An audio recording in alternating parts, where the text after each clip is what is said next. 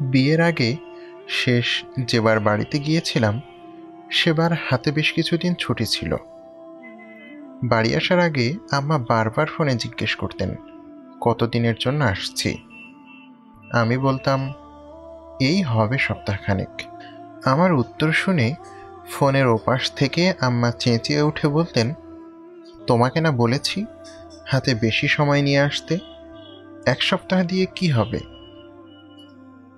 1 সপ্তাহ মানে পুরোপুরি 7-8টা দিন। 7 দিনে কি না করা যায়? আমেরিকা হিরোশিমার বুকে ইতিহাসের ভয়াবহ পারমাণবিক বোমা ছুঁড়ে মারতে সময় নিয়েছে কয়েক সেকেন্ড মাত্র। এতেই পৃথিবীর একাংশের চেহারা বদলে গেছে। আর আমার আম্মার কাছে 7 দিন নাকি একেবারে যথেষ্ট নয়। যাই হোক, আম্মাকে বলতাম অফিসের নিয়মই এটা, 7 দিনের বেশি ছুটি কাটানো যায় না। আম্মা তো নাছোড়বান্দা, বলে অত শত বুঝি না, 1 মাস না হোক 15-20 দিনের ছুটি নিয়ে হলেও তোমাকে আসতে হবে। জন্মদাত্রী মা আমার আবদার করেছেন বলে কথা। পৃথিবীর এই একটি জায়গায় কোনো যুক্তিতর্ক খাটে না, বা খাটানো ঠিক না। গোটা 10-15 দিনের ছুটি নিয়ে বাড়ির উদ্দেশ্যে যাত্রা করলাম। চাকরি জীবনের এত লম্বা ছুটি কখনো নিয়েছি বলেও মনে হয় না। টানা 4-4টে বছর পরে বাড়ি ফিরছি। মনে অদ্ভুত একটা ভালো লাগা কাজ করছিল, শেকড়ের টান সম্ভবত।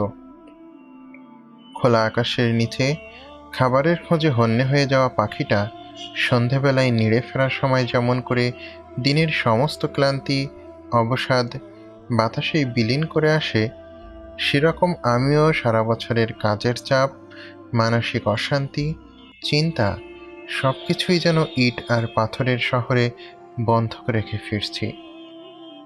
নির্মল খুশিতে মাতোয়ারা আমার মন। আমার শৈশবের মাঠ, নদী, দিঘি, বিল সবকিছুই তখন আমাকে চুম্বকের মতো টানছে। মায়ের ভালোবাসা আর বাবার আদরের পরমাত্মার এক অকৃত্রিম টান আমি খুব দূর থেকে অনুভব করতে পারছি, যেমনটা অনুভব করেছিলেন ইয়াকুব আলাইহিসসালাম ইউসুফ আলাইহিসসালামকে ফিরে পাওয়ার আগ মুহূর্তে। সম্পর্কের বন্ধনগুলো বুঝি এমনই হয়। বাড়িতে যে আমার জন্যে এত বড় একটা চমক অপেক্ষা করছিল তা আমি ঘুণাক্ষরেও টের পাইনি। আমি বাড়ি আসার ঠিক পরের দিন আমাদের বাড়িতে ঘটে গেল এক অদ্ভুত কাণ্ড। অদ্ভুত বলছি এ কারণেই, কারণ এরকম একটি ব্যাপার আমার সাথে ঘটতে পারে তা আমার ভাবনারও অতীত ছিল। অপরিচিত কিছু লোক সেদিন আমাদের বাড়িতে বেড়াতে এলেন। লোকগুলোকে আগে কখনো দেখেছি বলে মনে পড়ে না আমার, না দেখাটাই স্বাভাবিক। গোটা বছর চারেক তো বাড়ির বাইরেই ছিলাম। এই সময়ের মধ্যে বাবার সাথে কত লোক, কত মানুষের সাথেই তো বন্ধুত্ব গড়ে উঠতে পারে। অচেনা লোকগুলোর প্রতি আমার কোনো কৌতূহলই ছিল না। আমি তখন জানালার পাশে শুয়ে শুয়ে জেফ্রি আর্চার এর ফাদার্স লাস্ট সিন বইটি পড়ছিলাম। জানালার ওপাশে বাইরে হাসনাহেনা ফুল সাদা হয়ে ফুটে আছে। কাল সারা রাত এই ফুলগুলোর মাতাল করা গন্ধে ঘর মৌ মৌ করছিল। আমার খুব ভয় ভয় লাগছিল অবশ্য। জিন ভূতে আমার কোনো কালেই ভয় ছিল না, কিন্তু সাপ টাপে আমার মারাত্মক ফোবিয়া কাজ করে। ছোটবেলায় আমি মাঠে খেলতে যেতাম না কখনো। বাবা একবার বলেছিলেন মাঠে নাকি সবুজ রঙের সাপ থাকে। সেদিন থেকেই মাঠে যাওয়া ছেড়ে দিয়েছিলাম। শৈশব পেরিয়ে কৈশোরে পদার্পণের পরও আমার মন থেকে এই ভয় কাটেনি, এতটাই ভীতু ছিলাম। হঠাৎ বাবা ডাক দিয়ে ভেতরে যেতে বললেন। আমি আড়মোড়া ভেঙে কোনো মতে শার্ট গায়ে দিয়ে চোখে চশমা লাগিয়ে হাঁটতে লাগলাম বসার ঘরের দিকে। সালাম দিয়ে রুমে ঢুকতেই বাবা বললেন, বসো। আমি সোফার এক পাশে আঁটোসাঁটো হয়ে বসলাম, মাথার চুল উস্কো খুস্কো। বাবার ডাক পেয়ে ছুটে আসতে গিয়ে শার্টের দুটি বোতাম লাগাতেই ভুলে গিয়েছি। বাবা স্থির চোখে আমার দিকে তাকিয়ে বললেন, শার্টের বোতাম লাগাও। এতগুলো মানুষের সামনে আমি বেশ লজ্জা পেলাম। মাথা নিচু করে শার্টের বোতাম লাগিয়ে একটু নড়ে চড়ে বসলাম। বাবা ব্যবসায়ী মানুষ, পড়াশোনা কম বলে হিসেবপত্রে প্রায়ই গণ্ডগোল পাকিয়ে বসতেন। বাড়িতে থাকতে বাবার সমস্ত হিসেবপত্র আমিই দেখভাল করতাম। তখন ব্যবসায়ের কাজে অনেক লোকই আমাদের বাড়িতে আসতেন। বাবা তখনও আমাকে ঠিক এভাবেই ডাক দিতেন। আমি ভোঁ দৌড়ে চলে আসতাম। বাবাকে খুব ভয় পেতাম তো, তাই। বাবা উপস্থিত লোকগুলোর চেহারার দিকে তাকিয়ে বললেন, এই হলো আমার ছেলে। বাবার কথা শুনে লোকগুলো ভারী অদ্ভুত চোখে আমার দিকে তাকালো। ডিটেকটিভরা যেরকম সন্দেহভাজন কারো দিকে তাকায় সেই রকম। আমি কেমন ভ্যাবাচাকা খেলাম। অস্বস্তি লাগছিল। চৈত্রের দাবদাহে মাঠঘাট যেরকম শুকিয়ে চৌচির হয়ে যায়, আমার গলার অবস্থাও তখন ঠিক সেরকম। মুহূর্তেই শরীরে পানি শূন্যতা অনুভব করলাম। উপস্থিত লোকদের একজন বলল, বাবা, তোমার নাম কি? আমি মিনমিন করে বললাম, আমার নাম। আর কিছুই জিজ্ঞেস করল না। তাদের আর কিছু জিজ্ঞেস করার নেই বুঝতে পেরে আমার বাবা তার চিরাচরিত রোবটিক গলায় আমাকে উদ্দেশ্য করে বললেন, এখন যাও। আমি বাধ্য ছেলের মতো উঠে আমার রুমে চলে এলাম। অসমাপ্ত রেখে যাওয়া জেফ্রি আর্চারের বইতে মগ্ন হলাম আবারও। সে রাতেই বুঝতে পারলাম যে আমার বিয়ে ঠিক হয়ে গেছে। পাত্রীপক্ষের আমাকে দেখে পছন্দ হয়েছে।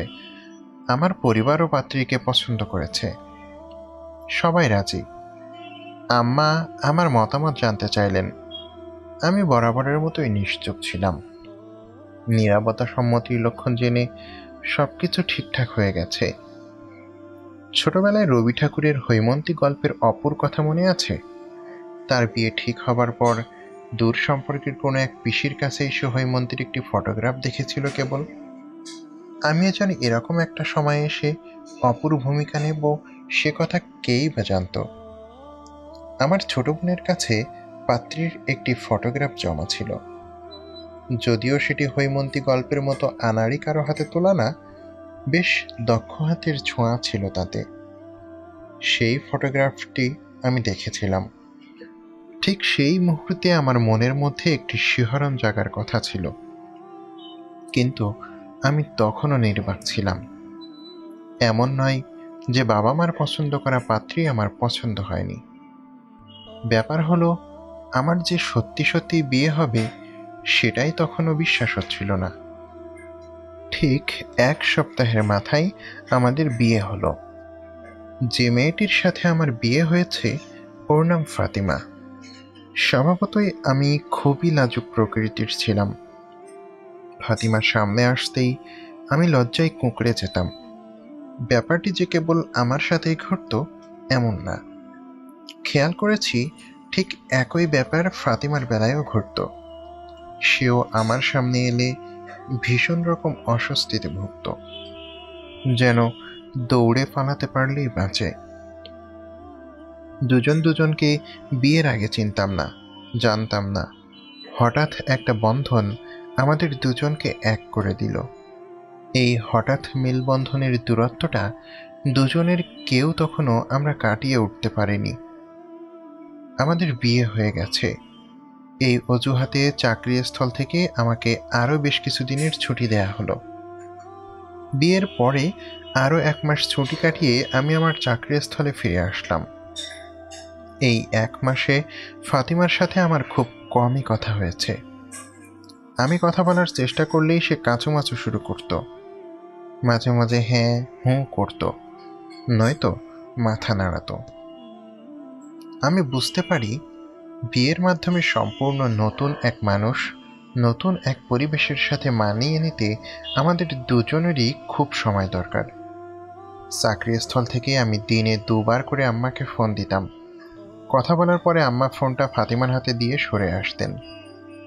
ফাতিমাকে আমি সালাম দিতাম, সে সালাম নিত বুঝতে পারতাম। আমি জিজ্ঞেস করতাম, কেমন আছেন? সম্পূর্ণ নতুন একজনকে তুমি সম্বোধন করার জন্য আমি তখনও প্রস্তুত ছিলাম না। ফাতিমা খুব ছোট্ট স্বরে বলতো, ভালো। আমি জানি সেও জানতে চাইতো আমি কেমন আছি, কিন্তু জিজ্ঞেস করতে পারতো না, জড়তা কাজ করত। একবার ফোন এলো বাড়ি থেকে। আম্মা জানালেন ফাতিমার খুব জ্বর। ফাতিমার অসুস্থতার কথা শুনে আমার বুকের ভেতরটা ধপ করে ওঠে। একটা অদৃশ্য কষ্ট অনুভব করছিলাম কোথায় যেন। এটা কিসের? এমন হলো কেন? তার সাথে তো অল্প কিছুদিনের আগেই আমার বিয়ে হয়েছে। দুজন দুজনকে পুরোপুরি বুঝে উঠতে পারিনি আমরা। তাহলে এই কষ্ট লাগা কিসের? আমি বাড়িতে ফোন করা বাড়িয়ে দিই। একটু পরপর ফাতিমার খোঁজখবর নেওয়া শুরু করি। সে কেমন আছে, খাচ্ছে কিনা, ঘুমাচ্ছে কিনা, ওষুধ নিচ্ছে কিনা ইত্যাদি। আমি বুঝতে পারি একটা অদৃশ্য টান তৈরি হয়েছে তার প্রতি। আমার একটা অংশ হয়ে উঠেছে সে দিনে দিনে। একবার ঈদে বাড়ি ফিরছিলাম। হঠাৎ দুর্ভাগ্যবশত আমাদের গাড়িটির অন্য একটি গাড়ির সাথে ধাক্কা লাগে।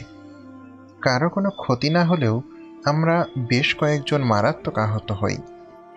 আমাকে হসপিটালে ভর্তি করানো হয়। আমি দেখেছি আমার বাবা মা আর বোনের পরও আরও একজন মেয়ে ফুঁপিয়ে ফুঁপিয়ে আমার জন্য কাঁদছে। তারও চোখ জোড়া জবা ফুলের মতো টকটকে লাল। কত রাত যে ঘুমায়নি কে জানে। সে লজ্জায় আমার সাথে কথাই বলতে পারে না। তাহলে আমার জন্য সে কাঁদছে কেন? সে কি বুঝতে শুরু করেছে আমাকে? সে কি বুঝতে শুরু করেছে আমাদের মধ্যকার আত্মিক টান? হয়তো। ফাতিমা যখন কনসিভ করে তখন আমি আবার লম্বা ছুটি নিয়ে বাড়িতে আসি। আমার মনে আছে তার যখন ডেলিভারি হবে তখন সে জোরে জোরে চিৎকার করে কাঁদছিল প্রসব বেদনায়। আমি দিক বিদিক ছুটছিলাম। তার কান্নার শব্দে আমার চোখ দিয়েও অঝোর ধারায় পানি ঝরছিল। বারবার আল্লাহকে বলছিলাম তাকে আরোগ্য দান করতে। তার কান্নার শব্দ আমার বুকে যেন তীরের মতো বিঁধে যাচ্ছিল।